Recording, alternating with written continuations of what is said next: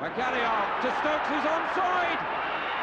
1-0. Here's Sims. It's a good serve this from Southampton. They could finish the job here. It's Shane Long, and he has done it. Just a minute to play. Plus stoppage time. Here's Letizia. Who better to say farewell than one of the finest players ever to wear the red and white.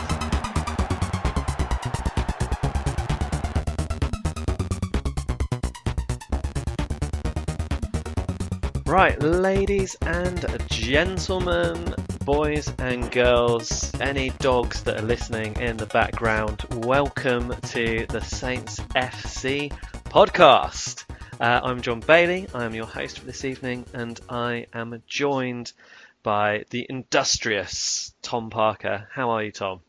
I'm very well, John. That's one of the nicest things you've ever said about me. That you're industrious. Yeah, that's all we can hope for. Yeah. If I was to do like a boxing announcement for you, what would you feed the announcer to describe you? What would you want to come into the ring, the podcast ring to? I'd probably come into the music of Skilo, which was a little bit taller. Yeah. And I think you could say like the dwarf of Deptford, the Baron of Brockley. The hairiest man this side of Greece, something like that. I don't know. Something the like man that. who puts road into Old Kent Road. I don't know. These things could all work. Yeah. But yeah. Okay. But how are you, John? Yeah, I'm very well. So we had the joy of going to watch the game at the Emirates. I say the joy. I mean, there was all the things that are normally involved with going to watch Southampton. There's excitement. I suppose one of the rare things we had at one point was perhaps belief, and then there was the inevitable disappointment. But we'll get into that because we've got another fixture to talk about first, and I want to talk about this one really, really quickly because from a Saints point of view, there's not really anything positive to talk about, and that was the home game against Everton, the 2-1 loss. And I think we were all expecting Saints to be coming out firing. They'd shown a bit of mettle against Man City, although ultimately lost that one 2-1. And it was a chance to show the home fans what they could do.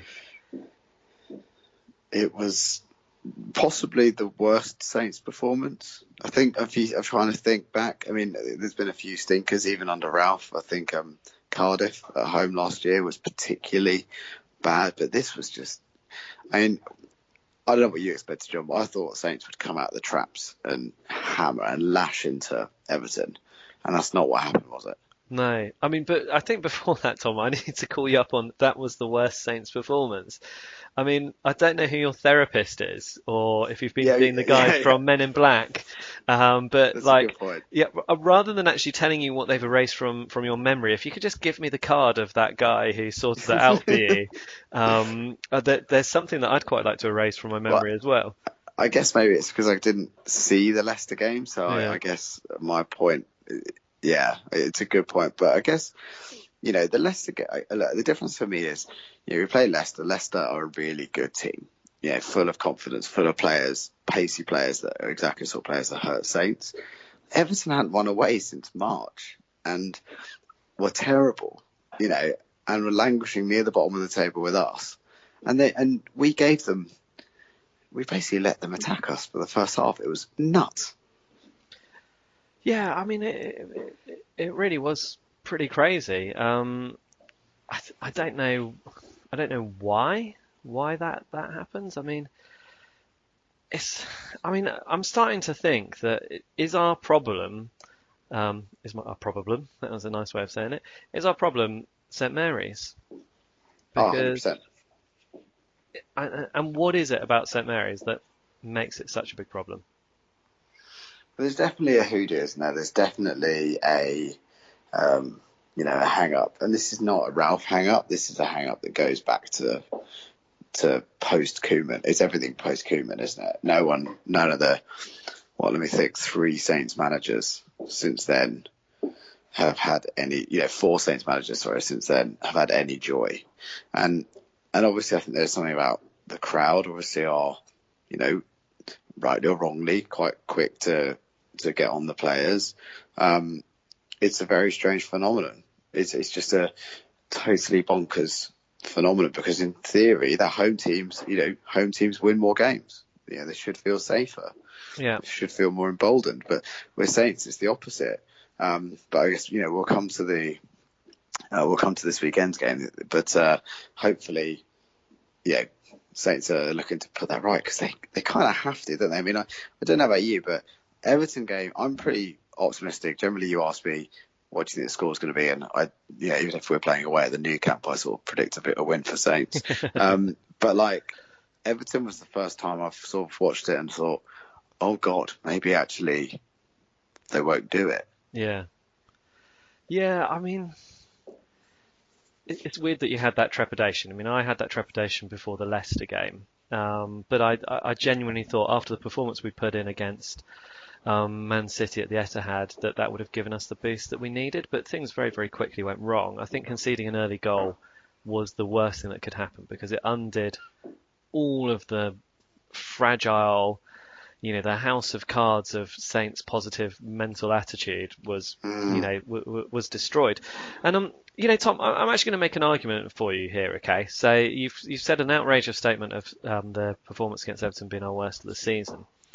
So I'm going to read you the stats from the two games. Okay, so Southampton-Everton, Saints 47% possession, only took 4 shots in total, 3 of which were on target.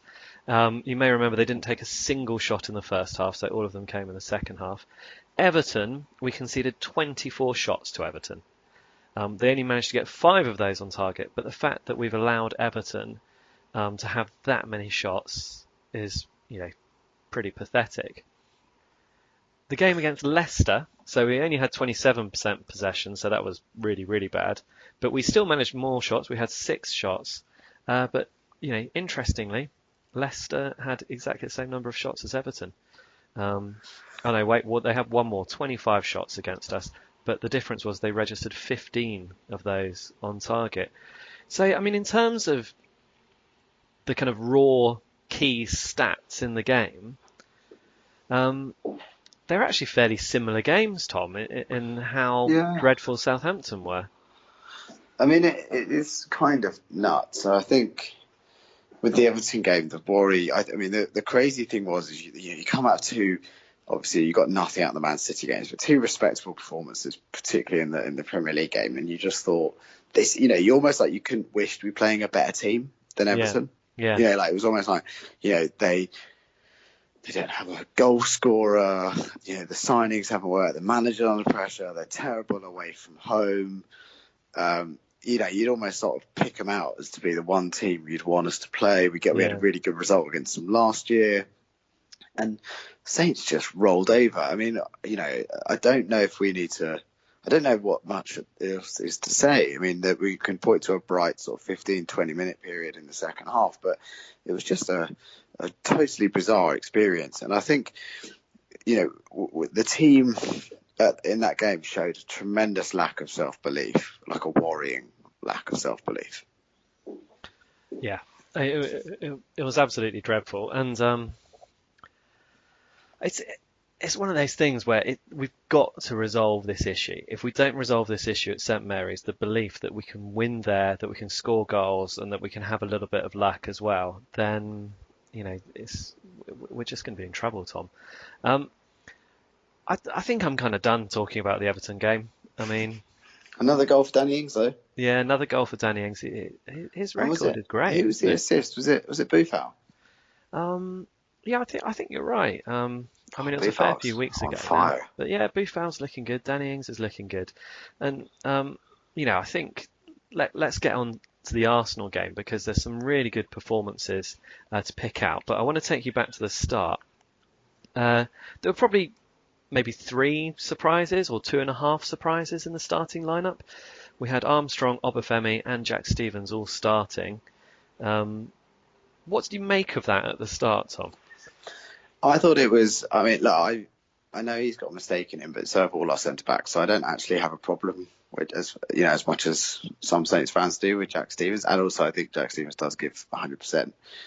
Armstrong, it seems to actually be. Like, I thought when we signed Armstrong, we bought like a flair player. We bought like a kind of Tadic kind of player, but we actually haven't. He's actually a really industrious, hard-working presser of the ball.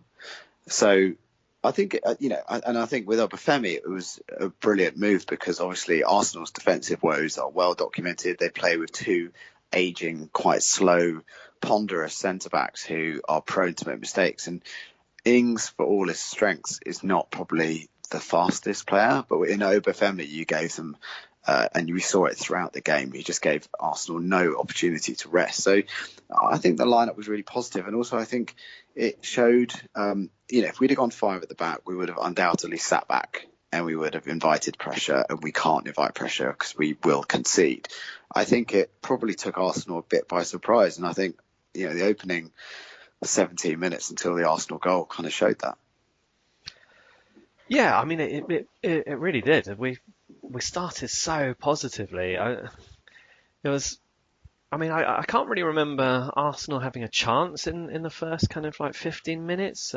Certainly nothing of note. Whereas I think in the first 15 minutes we'd had a shot from Stuart Armstrong. We'd got up at them a few times, and generally things were looking pretty positive. And then that goal as well. I mean, it was just lovely. The build-up play was great. I can't remember if exactly who was in the build-up play, but I think James Ward-Prowse and Stuart Armstrong exchanged some passes, didn't they? And then Redmond got fouled. Yeah, stupid foul by Callum Chambers, but it was quite far away from us, wasn't it? The goal. It almost seemed to happen in slow motion, but I think. One of the things, and this isn't, it's not my thought, but it was great on Match of the Day. It was absolutely right. If you look at how quick the Saints players reacted compared to the Arsenal players, this is Gary Lineker's point, I think. If you look, Arsenal have 5 players plus their manager moaning at the referee about a definite, obvious free kick, whereas Ryan Bertrand, being the clever old dog that he is, just gets on with it. Yeah, really clever move from Ryan Bertrand. Spotting the fact that all the Arsenal players were just there, kind of like, not focusing on the game. And then Danny Ings' finish was absolutely brilliant. I mean, the keeper was expecting him to put it in the far post. He slots it in and then in off the post. Lovely. It's like threading the ball through the eye of the needle there. It was beautiful. I mean, that's his 6th Premier League goal this season. So that's 8 goals in total. He, I think, is only one behind Rashford. I mean, he's in front of Callum Wilson. I mean, is it too much to think for an England call-up for Danny Ings? I don't know. I mean, he's not a very fashionable club. He's probably not the sort of fashionable player, but he's not too old for England. And you could argue if he carries on like this, his 6 goals, he could, if he carries on like this, he stays fit, he'll hit 18 Premier League goals, which is a remarkable achievement for a team of Saints quality. Yeah, I mean, I'd absolutely love it. It would be great if he gets a call-up. I can't necessarily see him making that final squad for the Euros because I think Gareth Southgate's going to go for some more trusted players. And pace as well. Yeah, Harry Kane. Exactly. I mean, you've got Harry Kane, but he just loves scoring goals, doesn't he? He just can't not score goals. Yeah, and that England record is, in his sights. When you think about the goal he got against Southampton, it was just cool as a cucumber the way he took it. And then you've got, Raheem Sterling, Marcus Rashford, who I think actually does better for England than he does for Manchester United. But I suppose kind of beyond those 3 who are nailed on, maybe there is one position up for grabs. Yeah, you never know. I mean, but he showed he's a really good finisher, and I think he's probably the only natural finisher that there is in the squad. Yeah, I think that's probably a safe thing to say. But it's another goal. He's just, it was a really well taken goal, and all credit to Ryan Bertrand for the sort of shithousery of the quick free kick. But it was a really good goal. But then what happened, John? Well, let's not get onto that just yet, because there's another thing which happened in the first half which I enjoyed almost as much as Danny Ings' goal, and that was Jack Stevens' ball from the back through ball to Obafemi, which he ran onto. I got a little bit of stick in the away end here for saying that Jack Stevens could be our Andrea Pirlo, but I stand by that statement, Tom. Well, did you see Jack's interview, which I think you highlighted on Twitter, on the Echo? I thought it was a really good interview. Hopefully people cut him some slack, because he was in a team that played almost to a man really well. Jack Stevens was brilliant. And bear in mind, like Arsenal, everyone can say Arsenal aren't very good, and Arsenal, they let themselves down, and they've still got an attacking trident of Ozil, who is an inconsistent genius, and in the front two of Lacazette and Aubameyang, they probably have, apart from the front three of Liverpool, they probably have the best forward line in the Premier League in terms of pure goal scorers. Yeah, absolutely. I think you can say that. And he had a great game. Yeah, he did. He made one mistake, I think, in that first half, which we didn't get punished for, and I was very relieved that we didn't get punished for, because it seems that Jack Stevens, he seems to make the mistake which ends up as a goal, and other players sometimes make worse mistakes that somehow don't end up as a goal. But he's the sort of Jos Højvold of the current Southampton team. Without the own goals. But I think Jack Stevens had a good game. I think Bednarek had a good game as well in the centre of defence. The one defender who I didn't think had a good game, and this brings me on to the Lacazette goal, was Cedric. He had I think you're generous. I think he had a really bad game. Yeah. Quite simply. He looked out of sorts. I think that we might be being a bit tough on him, because Arsenal's most creative attacking outlet was definitely Kieran Tierney, who got a bit of stick on Match of the Day, but over the course of 90 minutes, he was a hell of a player. Yeah. And looked very, very dangerous. So maybe that was something that that Cedric had to be really mindful of. But I guess we'll come to the second half, and Cedric's quite incredible decision making when presented with the easiest pass in Premier League football, which was right in front of us. But I think first half, the goal was the classic sort of scrappy but really clever forwards goal. I don't think Saints did anything wrong, and I think I'd like to see that same team start. But yes, we move on. So first half we played really well, John. Yeah, first half we played really well. Half time I was feeling really positive. I wasn't going to the game expecting much, but I happened to be in London. I'd come from a children's 5th birthday party. You'd come from an NCT meeting. That shows how laddie we are, doesn't it, Tom? Straight out of NCT. Yeah. that famous NWA album from when they got a little bit older and started having kids. But obviously the opportunity to go to a Saints game, meet up with mates, drink a few pints, and shout out to Carl Lanker and Shirley Mush and the rest of the guys that I met in the pub afterwards as well. It was good having a beer with them as well. And also Freddie from The Ugly Inside for getting our tickets, Tom. Oh, yeah. Thank you, Freddie. What a great guy. Yeah. But yeah, half-time, very, very positive. And, I was looking forward to the second half, and quite rightly so, because we came out, we stuck to our plan, we continued being aggressive. Obafemi continued to just run, and we kept on creating chances. Admittedly, Arsenal had some chances as well. They hit the crossbar. McCarthy made a fantastic save. Bednarek made a great kind of last-minute challenge, which I don't think that needs to go unnoted. Unnoted in this podcast. We need to mention that because it was really good, and it was one of those ones where the Arsenal players and fans were are appealing for some VAR because they just couldn't believe that Bednarek could have got the ball legally, because it was such a great block. So Arsenal did have their chances, but they always will create chances. But then so did we. The one that you mentioned earlier, where Cedric, I think he was kind of like closing in on the box, robbed the Arsenal defender of the ball. I heard you in my right ear saying, "What on earth is Cedric doing up there?" Yeah, I did. I was like, Cedric, there's no reason for him to be here. He doesn't do anything. Yeah. And then then he wins the ball back, and you think, "Oh, this is amazing. He's got the ball. We've got Obafemi up there, unmarked, the other side of the 6-yard box. All he needs to do is make a very nice, neat pass to Obafemi, and then he's got an open goal to whack it in." What does he do, John? I don't know. I think he got excited and wanted to shoot. Then he realised that Obafemi was unmarked, so suddenly realised that he had to cross it or pass it. But all of this happened in a split second, and I think the messaging from his brain to his right foot got confused somehow because he kind of shot at Obafemi rather than pass to Obafemi or shoot at the goal, and basically Obafemi didn't have a chance, did he? No, and you're absolutely right.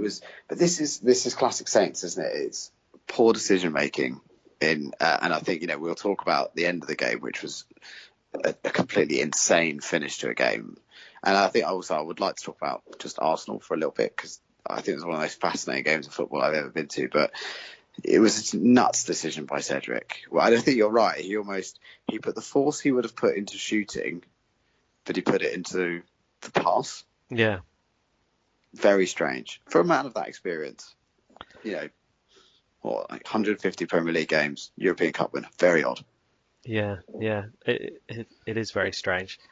It almost seems a bit unfair that Cedric's won a European Cup, doesn't it? Because there must be thousands of players more deserving of that sort of title. But there we go, Cedric. What were you doing? He wasn't the only person to squander a gilt-edged chance, though, was he? Because Gineppo had two. Yeah, I mean, the first one, he does, I guess, what you're meant to do, which is also brilliant play from Redmond, I think, on this one. He does what you're meant to do. Again, this was all right in front of the Saints fans, low and hard. But you could argue that there's no way that shouldn't have gone in. It was, and that was the game, wasn't it, John? That was it. That would have been 3-1. Yeah. And he just just didn't get the purchase on it. But on a positive note, how good did he look when he came on? Yeah. That kid he is a baller. He is. I would say, we've got Redmond, and Redmond's great, but God, off the bench in Buffon and Gineppo, we've got some serious. Yeah, we've got players that if they had a player like Lacazette up front, God knows what we'd be doing. But anyway, and that second chance where he sort of put it wide of the post when really he should have just leathered it, or just sort of even chipped it towards the goal, but he didn't. And these are the moments that matter. Yeah, they are the moments that matter. And then, I mean, ultimately we were punished for it because we have the typical. I mean, if you're a Saints fan and you hadn't watched any of the highlights, you didn't know the results, but if I was to tell you now, Saints are going to concede a goal, what's the goal going to look like?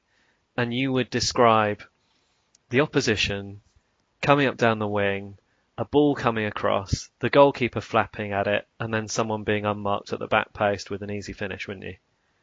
Yeah. But also, I think if we talk about the goal, I think, Cedric, there's an argument that there's a few things that sort of go wrong for Saints, isn't it? That Cedric doesn't quite gets drawn out of position.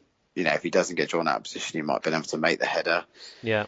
McCarthy, if we're going to be critical, which I guess we have to be, McCarthy again, comes out of his box, doesn't come out of his box, but comes out, doesn't make the punch. Yeah. The punch is the difference, just like the Kyle Walker goal. Doesn't make it, leaving the forward with an easier chance. I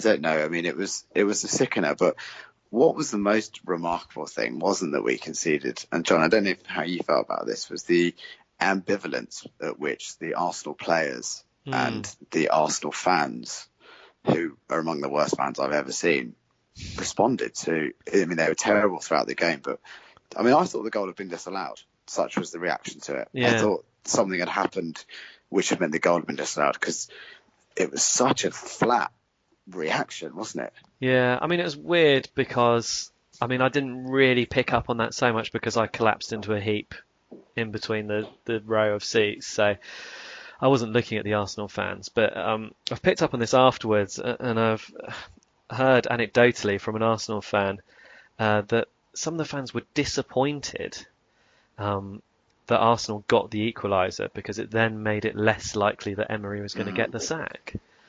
Arsenal, that's a dreadful point, isn't it? When your fans hope that you lose because they want the manager to get sacked so bad. Yeah, I mean, Arsenal are a fascinating team to watch because they've got some real talent, and they've also got. But I've never seen a team moan. Yeah. I mean, they're also very clever. Like every 50-50, if they don't win it, they get a foul. They're very clever. I think a combination of a bit of bottling referee and gamesmanship, particularly Guendouzi, I thought was excellent on Saturday, apart from he just moaned and had tantrums across the pitch.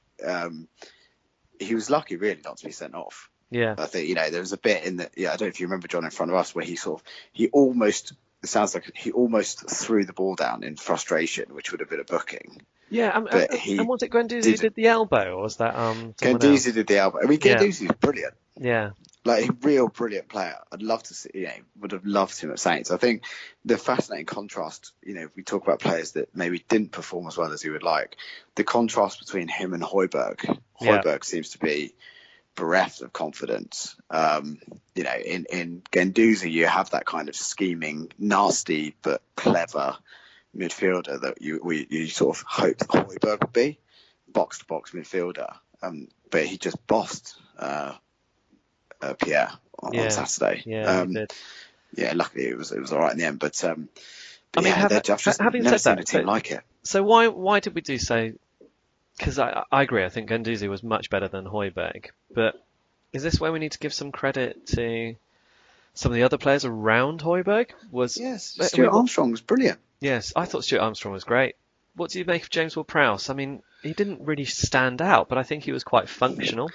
But he's back to, I think that 4-3-3 suits Saints. Yeah, like it does, and I think we're terrible with five centre backs, three centre backs. We're not much better with two centre backs, but at least we look dangerous going forward with a 4-3-3. And I guess just purely in terms of physics, if we're attacking more, we're not having to defend. Yeah. And we gave Arsenal a lot to worry about. And if it wasn't been some rash finishing, we should have taken 3 points. And I think, but there are lots of positives. Like I said about Gineppo coming off the bench, Buffon coming off the bench. Shane Long looked really good. Yeah. Coming off the bench, he looked really fit, looked really up for it. Ran his heart out. Did exactly what you expect. Whether we'll ever see Shea Adams again is another question. But overall, we were gutted, weren't we, John? But if you had said before the game 2-2, would you have taken it? Yeah, absolutely you would. But I'll tell you what, that in some ways I think maybe should be the key point that we should take heart from, is that after we conceded the goal and it finished, it was then 2-2 and there was maybe 2 minutes left of stoppage time to play. We created another chance and Buffon just put the ball wide of the post, right? Yeah. What happens when Saints concede normally? All the heads drop, they fall to pieces. We maybe then go and concede another. We can't believe our luck. There's a real kind of victim mentality. But not on Saturday. We actually pushed forward and created another chance, which almost, I don't know, does that tell you more about where the Saints are mentally than they were a couple of weeks ago before the international break? Well, it comes from Ralph, doesn't it? If you think about it, Ralph... all three, so the three subs that came on, Buffon, Long, Gineppo, all attacking subs. Yeah. He could have put, Romeo on to steady the ship, but he didn't. I can't remember if we'd made all three subs by the time. I think he made subs after we'd scored the penalty, I think. Yeah. But look, I think it came from Ralph, didn't it? That positivity. And I think, I know we veer on this podcast between doom and sort of ecstasy, but I think, if Ralph can get them to play like that on Saturday at 5:30, it's going to be all right. Yeah. It's going to be all right. And also, I think, and maybe it just felt this because, it always does, but when that second goal went in, when James Ward-Prowse scored that penalty, I don't know about you, John, but for me, like the way the players celebrated it seemed to me like it really meant something to them. Yeah. Yeah, well, absolutely. I mean, they came and celebrated in front of us. in the away end, and you could just see. I mean, I remember Ryan Bertrand's face in particular, and he was just yelling and punching the air, and the Saints fans were going wild. Danny Ings was the same. Nathan Redmond, Obafemi. Yeah, you know, I think it felt different. It didn't feel like a team that had given up. No. You know, they'll be gutted at the result, but more important, you know, if you'd have said 0-0, it could have been 0-0. We could have played terribly, and Arsenal would have played terribly. But 2-2, the more important thing, you know, really is probably the spirit. Yeah. And I think they showed a hell of a lot of spirit. Okay, Tom, I'm going to read out a couple of emails now. So if anyone out there listening wants to email the podcast, it's saintsfcpodcast@gmail.com. We've got an email from Gordon, Saint GT. He's emailed us before. And he emailed us on Monday saying, just finished watching the Arsenal game and feel worse than if we lost. Don't get me wrong, if you'd offered me a draw at the beginning of the match, I'd have taken it, but after such a positive display and the chances created and missed, the draw felt like a loss. From the Leicester capitulation, spirited effort against Man City, failing to turn up for Everton, to the real grit and determination shown on last Saturday, it's never a dull ride following the Saints and probably never will be. I hope that for the next few weeks we can continue in this vein and get the vital wins that we need. One thought on extra time, and I'm not complaining about Saturday 7 minutes, but is it time, like in rugby, that the clock is stopped when the ball is out of play or stop-started by the ref? You know, maybe stop the players mucking around, slowing things down, or time wasting. I think with the last point, in theory, yes, you're supposed to stop the clock, but it doesn't always happen. But we obviously had 7 minutes stoppage time on Saturday. What about his first point? You know, it's that kind of yo-yoing of form, isn't it? The Leicester, then good performance against Man City, then terrible against Everton, then good performance against Arsenal. Yeah, I think the challenge as well is that we have had incredibly difficult games. You know, I know it's easy to be doom and gloom, and I'm part of that at times, but we've had tremendously difficult games, and what's gonna make Saints season, and if we get relegated, it's not gonna be because we lost away at Man City. It's not gonna be because we lose at home to Liverpool. It's all about this next run of games, isn't it, John? Which we'll come on to speak about. But the form has yo-yo. But we've also beaten two pretty good teams. Yeah. You know, in Brighton and Sheffield United. You know, it probably didn't feel like that at the time. But Sheffield United are a hell of a team. Yeah. And, they're not losing many games, and we're one of the few to beat them. So, yeah. So I know I have been doom and gloom, but I do feel that this is now the run of games. And you know what? If we don't get any out of these games, then we deserve to go down anyway. Okay. I've got one more email to read. This one's from Jason Rodwell. He's at NI Northern Ireland Saints on Twitter. Hello, gents. I thought I'd get in touch now that I've had a couple of days to digest Saturday's game and recover from the rest of the weekend's revelry. I travelled over from Belfast for the weekend, and I'd already got sorted with a ticket from a season ticket holder I've corresponded for a while now on Twitter, so a huge thank you to him firstly. I've only started going to away games as of this season after roughly 15 years of attending games at St Mary's. And as someone who has only dipped his toe in, I would encourage anyone who hasn't been to an away game to give it a go. Our away support is an absolute credit to the club. The atmosphere on Saturday in the away end was unbelievable. Constant singing for the entirety of the match, and the home support was practically inaudible. I was there on my own as my Arsenal supporting friend was sitting at the opposite end of the stadium, but I was chatting to a few different groups of fans, all of whom were very friendly and forthcoming, as well as vocal and fully up for the match. My first away game was at Burnley, where I went with my brother, who I think I'm right in saying has exactly the same Premier League winless streak as me. So I'm 15 now, Tom. It's terrible, John. And You're a Jonah. Yeah, as far as away days go, I can't think how it could have been any worse. Soaked to the skin due to torrential rain, which fell for the 24 hours we were in Burnley. Team played abysmally in a 3-0 defeat, and we're stuck in Burnley until the following afternoon. But despite all that, gave me a great rush and made me want to get straight onto booking my next away game. This came in the form of Saturday's ultimately crushing draw against Arsenal, which seems strange to say, but even the most ardent Gooner would admit that we would have been far more deserving of the 3 points than Arsenal, and in truth should have been 2 or 3 goals up on the home team when they scored their second. It was a much improved performance considering against Everton we didn't even register a single attempt in the first half. I'll be happy for us to forego a third centre-back in every match if we play on the front foot and create as many chances as we did on Saturday. Barring for some shambolic finishing, we would have buried Arsenal. It's no secret that we have a favourable run of fixtures approaching and a real chance to climb out of danger.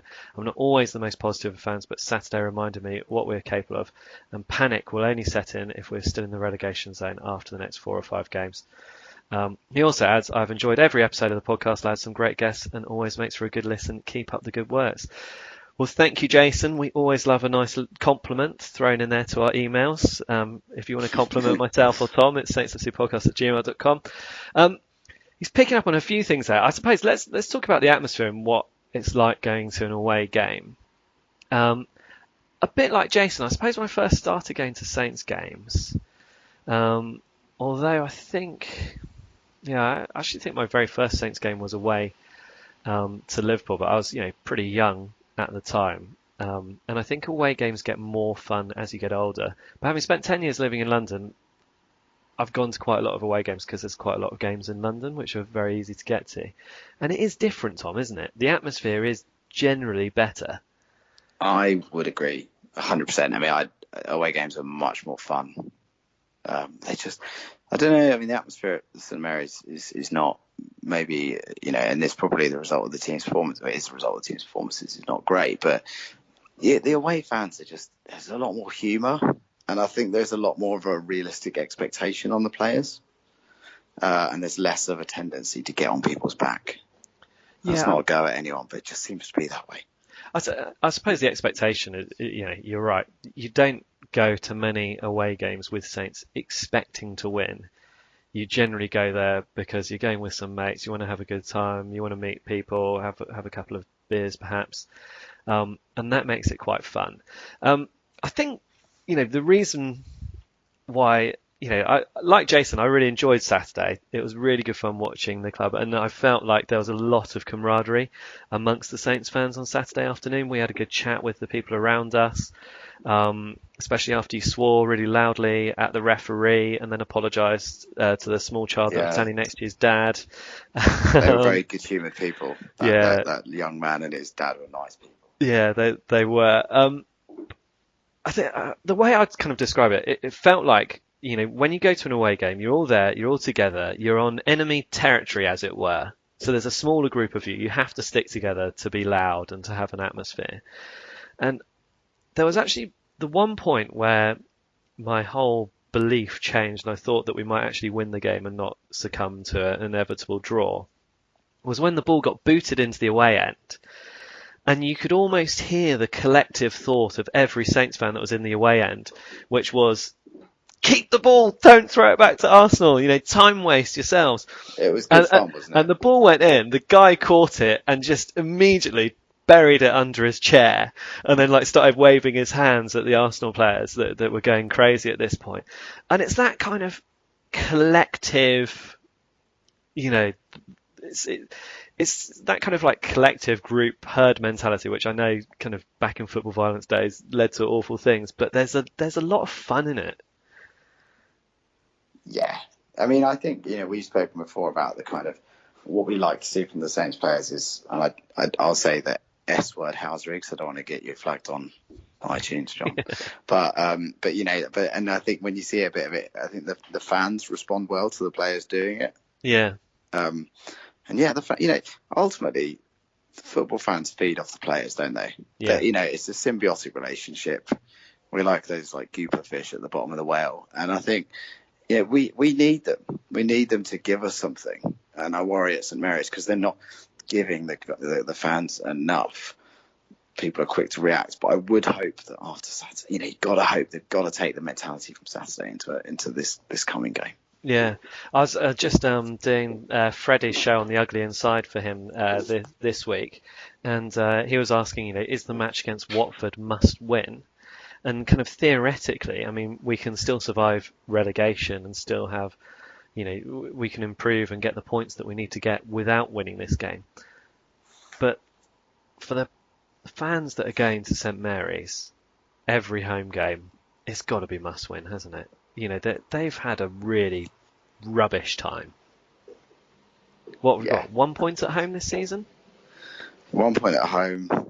Pretty bad end to last season, if you think about it. Huddersfield at home, a gift of a game on the last day.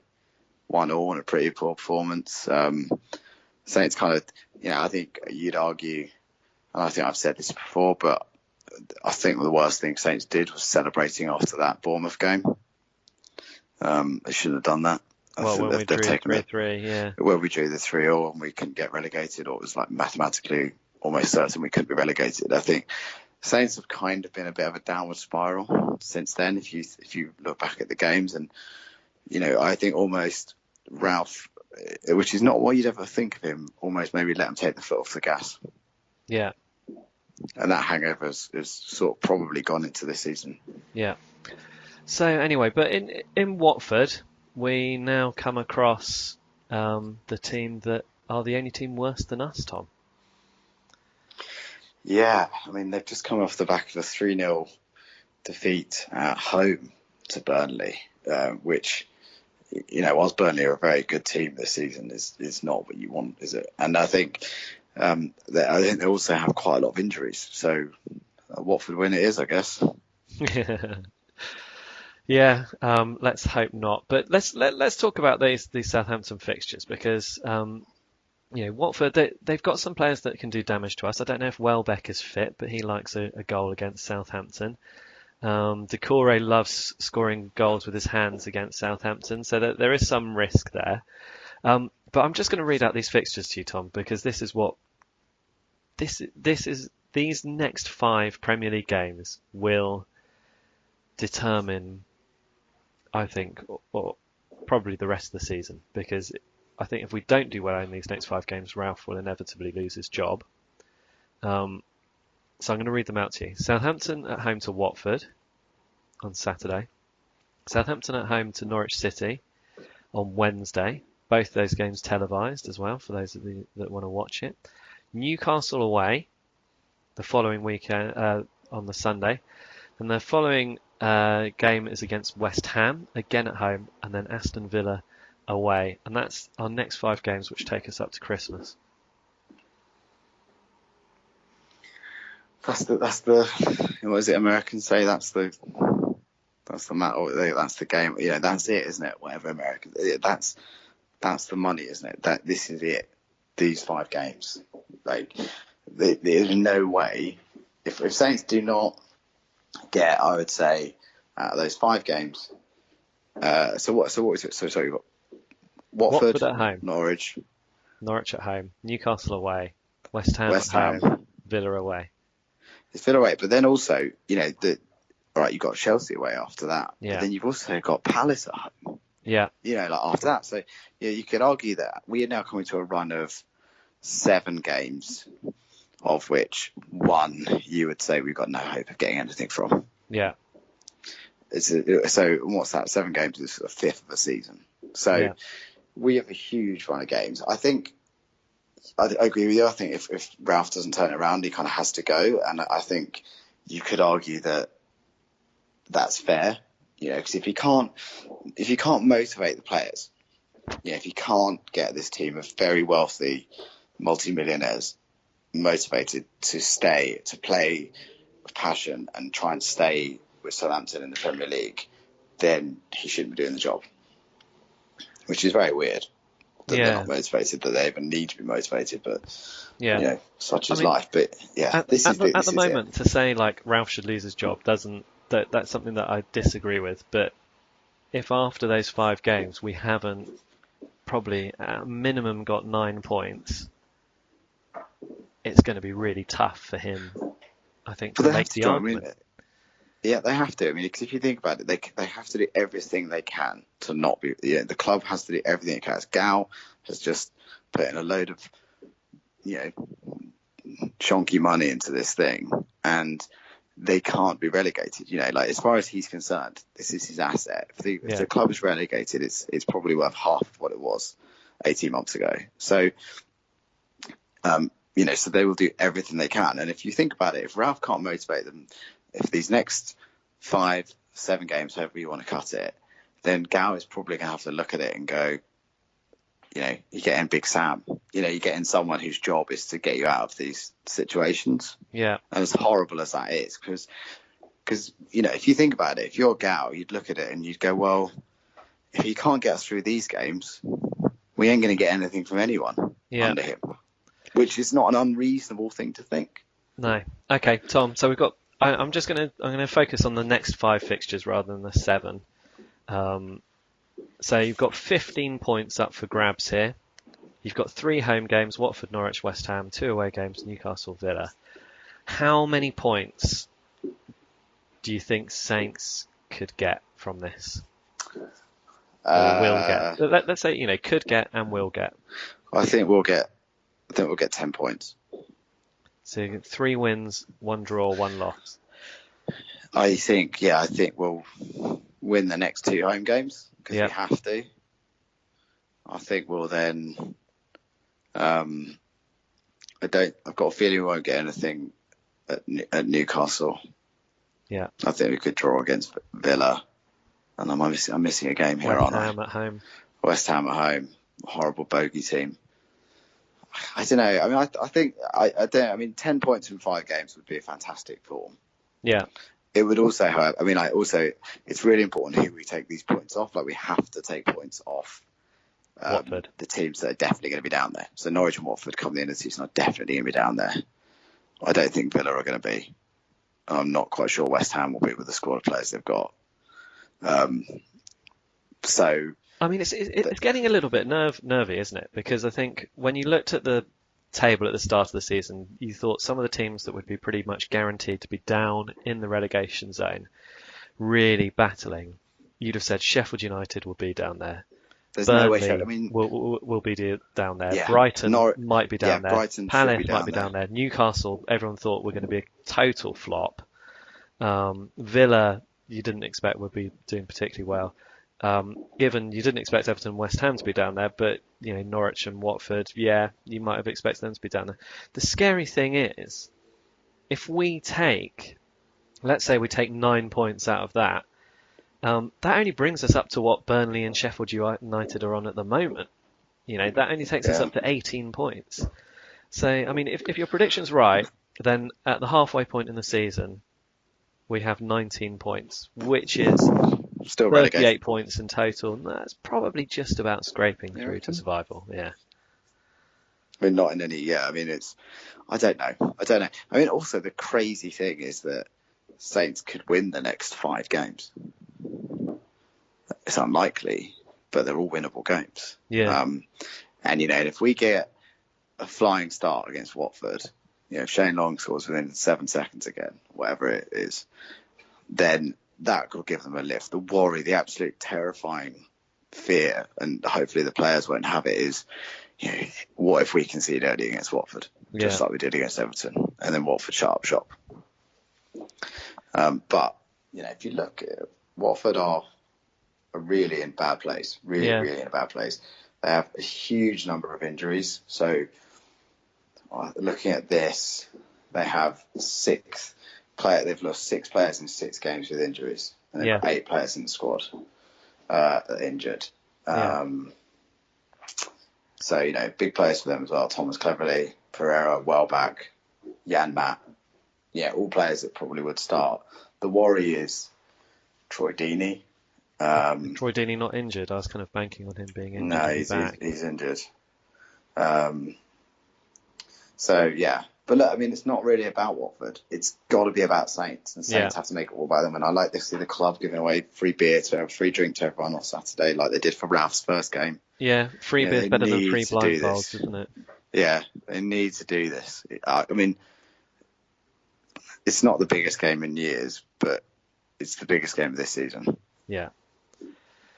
Okay, well, Tom, I mean, I don't know. Do you have any other business? I wonder if we'd leave it at that and just kind of sit here and look forward to the fact that we now have games coming thick and fast all the way through to Christmas. They're all winnable. Hopefully, on Boxing Day, when we all settle down to watch Saints versus Chelsea, with whatever Christmas hangover or food babies or whatever that we have. Or actual babies in my case. Yeah, potential actual baby for you. It's your first one. It'll probably be late. Hey. Yeah.